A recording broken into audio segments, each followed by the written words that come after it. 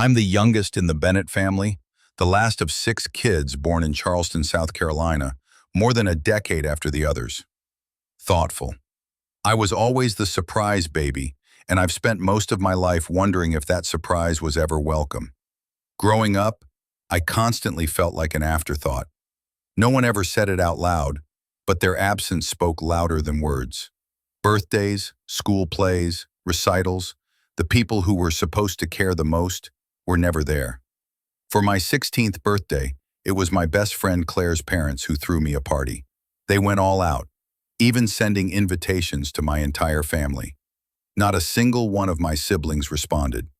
My mom and dad told me the day before that they were already committed to something else. They never said what. They didn't come.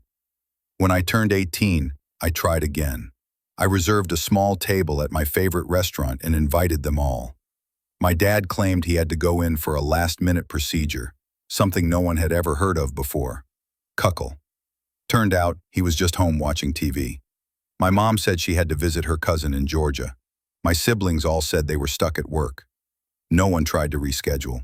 No one asked how it went. My 21st birthday? More of the same. Excuses, silence, indifference. College graduation came and went with just a few generic texts from my brothers. Congrats, kid. No one showed up. Their reasons? Appointments they couldn't move, plans they forgot to cancel. They always had something better to do than show up for me. Eventually, I started seeing a therapist, someone to help me unpack the constant rejection. For a while, it helped. I began healing. I even tried one last time to give them a chance. I invited everyone to my engagement party. It was a small get-together at a local venue in Asheville. It meant a lot to me. I sent personal messages, follow-ups, reminders. Not one of them showed. Not one. More empty apologies, more sudden illnesses, more nothing. So, when it came to my wedding, I didn't invite them. I didn't send a single card, email, or text.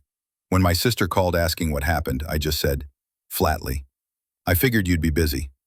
Then I blocked every one of them. My new therapist thinks I'll regret it, but I don't.